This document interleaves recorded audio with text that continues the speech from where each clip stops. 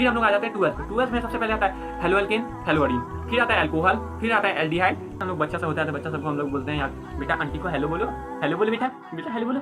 वैसे ही हम लोग को 12th में सिखाया जाता है कि सबसे पहले आप हेलो एल्केन से मिलो, उसको हेलो बोलो। तो भाई IUPAC से ये स्टार्ट करना चाहिए, क्योंकि ताकि आपको एक अच्छा सा इंट्रोडक्शन मिल जाए भाई जब पढ़ लेते हैं भाई, क्योंकि इसमें बहुत कुछ पढ़ना होता है। भाई ये वीडियो मेरे उन भाइयों के लिए है जो कि अभी 10th 11th में आए हैं या 11th में है या 12th में है या फिर ड्रॉपर भी हैं, लेकिन उनको ऑर्गेनिक समझ में नहीं आता है। हम ऑर्गेनिक को काफ़ी अंदर से पढ़े हैं और काफ़ी लंबा टाइम तक पढ़े, मतलब 2-1.5 साल पढ़े हैं यार ऑर्गेनिक। और ऑर्गेनिक केमिस्ट्री पढ़ने का ना भाई एक तरीका होता है, उस तरीके को अगर फॉलो करो ना यार तो काफ़ी अच्छा तरीके से हो जाता है, और अगर उस तरीके को नहीं फॉलो करो यार तो बहुत मुश्किल हो जाता है यार। याद करते करते दिमाग का माँ बहन हो जाता है, मतलब बहुत बुरा हालत हो जाता है यार, बहुत बुरा हालत हो जाता है। तो भाई ऑर्गेनिक पढ़ने का तरीका क्या होता है, जैसे कि अगर हम लोग ऑर्गेनिक क्लास 11th का स्टार्ट करें तो उसमें सबसे पहले आता है IUPAC, फिर आता है आइसोमेरिज्म, फिर आता है GOC, फिर आता है हाइड्रोकार्बन। ठीक है, यहाँ पे 11th का ऑर्गेनिक केमिस्ट्री खत्म हो जाता है। फिर हम लोग आ जाते हैं 12th पे। 12th में सबसे पहले आता है हेलो एल्केन, हेलो अडीन, फिर आता है अल्कोहल, फिर आता है aldehyde, ketone and carboxylic acid, फिर आता है अमाइन, फिर बायोमोलिक्यूल्स, और उसके बाद एक जो होता है प्रैक्टिकल केमिस्ट्री का होता है, जो कि बहुत सारे लोग नहीं भी पढ़ाते हैं, तो 5 ही मानिए। तो टोटल चैप्टर्स कितने हो गए? 9 चैप्टर। सवाल आते हैं भाई 15 सवाल, मतलब ऑर्गेनिक का 15, इनऑर्गेनिक का 15 और फिजिकल का 15। तो अभी हम लोग हालांकि यहाँ पे ऑर्गेनिक का बात कर रहे हैं तो हम ऑर्गेनिक का ही बात करेंगे।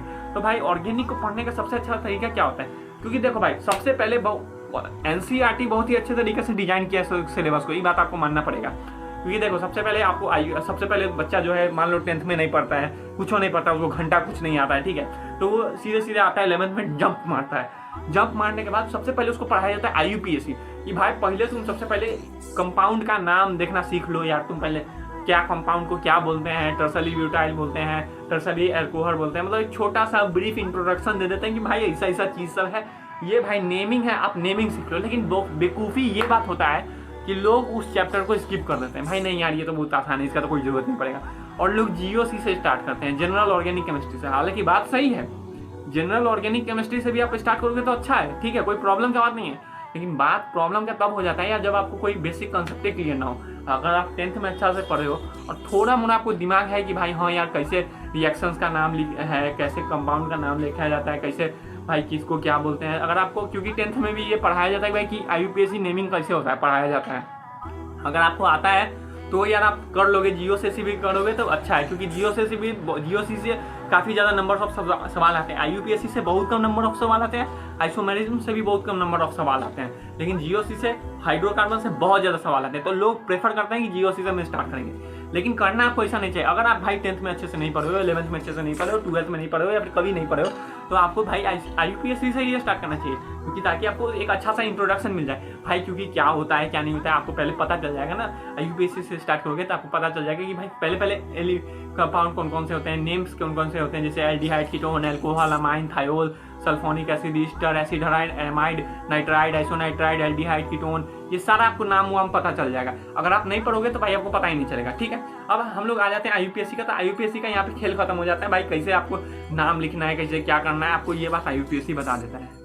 आइसोमेरिज्म पे आ जाते हैं। आइसोमेरिज्म पे भाई बहुत कम नंबर ऑफ सवाल बनते हैं, बहुत कम नंबर का सवाल सब बनता है, लेकिन बात यह है कि भाई सवाल बनता है। ये है कि आइसोमेरिज्म में ज़्यादा कुछ पढ़ना नहीं होता है, बस यही पढ़ना होता है कि भाई आइसोमेरिज्म कितना टाइप के होते हैं। स्ट्रक्चरल आइसोमेरिज्म होता है और स्टीरियो आइसोमेरिज्म होता है। स्ट्रक्चर में वही होता है भाई चेन आइसोमेरिज्म, टोटोमेरिज्म, मेटामेरिज्म का बात कर ले तो भाई उसमें से बस आपको ये बात पता होना चाहिए भाई कितना टाइप का आइसोमेरिज्म होता है, tautomerism, metamerism, chain isomerism, position isomerism, इतना बात पता है आपको।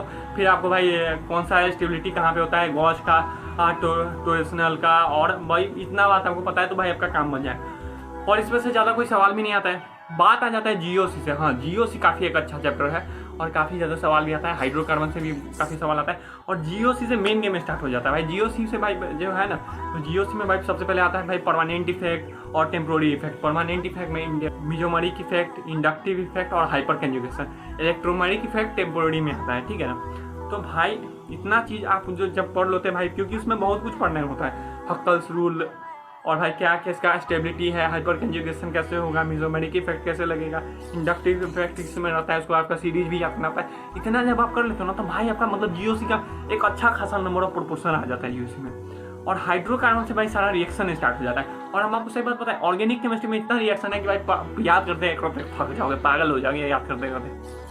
और ऑर्गेनिक का रिएक्शन याद करने का सबसे अच्छा तरीका यही है कि आप बार बार उसको देखते रहो, क्योंकि कितना सारा रिएक्शन है यार। हाइड्रोकार्बन जब आप स्टार्ट करोगे तो उसी में आपको 30-40 को रिएक्शन मिल जाएगा देखने के लिए।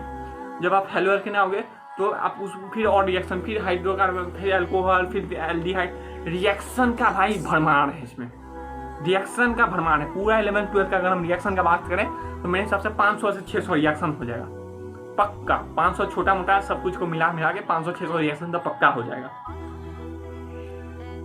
तो उसको आप याद करोगे कैसे, सबसे अच्छा तरीका उसको बार बार देखते रहोगे तो याद होते रहेगा।